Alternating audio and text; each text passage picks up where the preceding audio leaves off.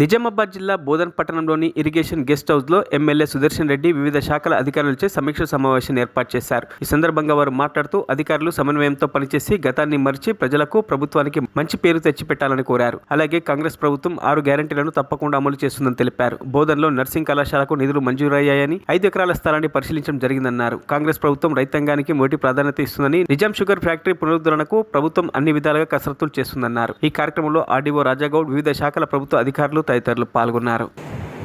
10th వరకు కూడా girls ఉంటారు. టైలర్స్ ప్రాబ్లం వస్తుంది, యూనియన్స్ ప్రాబ్లం వస్తుంది. కాబట్టి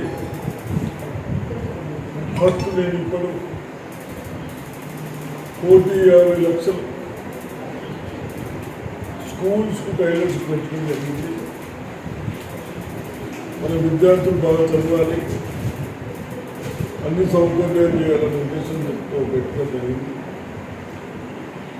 అదేవిధంగా ఎక్కడైతే డ్రింకింగ్ వాటర్ సమస్యలు ఉంటాయో ఇమ్మీడియట్ పరిశీలించమని వాళ్ళతో కొన్ని ఎక్కడైతే ఉంటుందో అది ఎస్టిమేషన్ ఇస్తే శాంక్షన్ ఇస్తామని చెప్పడం జరిగింది పేపర్ బిల్లో. అదేవిధంగా వ్యవసాయాన్ని కొనడానికి ఫస్ట్ మాకు డబ్బులు ఇచ్చిన దాంట్లో వచ్చే దాంట్లో ఫస్ట్ ప్రియారిటీ రైతులకు వ్యవసాయానికి పోవడానికి గ్రావెల్ రోడ్ కానీ మట్టి రోడ్ కానీ గ్రావెల్ రోడ్స్ కొరకు బహుశా 4 crores ఇచ్చడం జరిగింది తక్కువ. అదేవిధంగా 3.5 crores అయింది వచ్చాము. 1.5 crore టైలర్స్కి ఇచ్చిన బాగుంటుందన్నిటికీ. రేపు జూన్ నుంచి ఎడ్యుకేషన్ డిపార్ట్మెంట్ వాళ్ళకి రిక్వెస్ట్ చేస్తున్నాం, హై స్కూల్లో మినిమం 400 స్ట్రెంత్ ఉండేటట్టు మెయింటైన్ చేయమని. మన పిల్లలు ఎక్కడ బయట పోకుండా ఇబ్బందులు కాకుండా ఎక్కడైతే ఏ గ్రామాల్లో హై స్కూల్ ఉందో అక్కడనే చదవడానికి ఉర్దూ కానీ ఇది కానీ ఉర్దూ స్కూల్ కూడా ఉన్నాయి, ఉర్దూ మీడియం కూడా.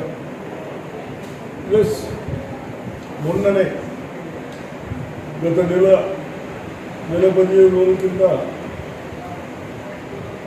డిఓ గారికి చెప్పడం జరిగింది, education officer. Pre final exams ఏదైతే 2 months పెట్టమన్నాం, జనవరి అండ్ ఫిబ్రవరి. ఏదన్నా ఒక సబ్జెక్ట్లో పిల్లలు వీకుంటే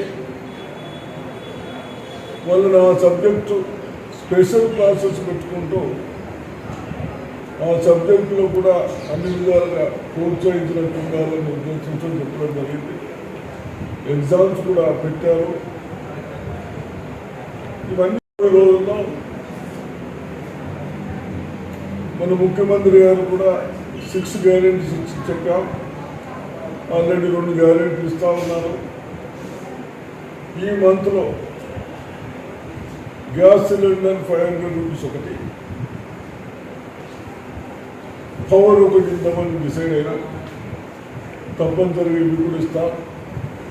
వ్యవస్థని గత ప్రభుత్వము ఎక్కడ ఏ డిపార్ట్మెంట్ అయినా ఎక్కడ అడగలేదు లేకుండా పట్టించుకోవడం లేకుండా అధికారులు సఫరైందో ప్రజలు సఫరైందో దాన్ని సెట్ చేయడానికి, దాన్ని గాడులు పెట్టడానికి, దాన్ని బాగా పనిచేయడానికి ఇంకా టైం పడుతూ ఉంది. కాబట్టి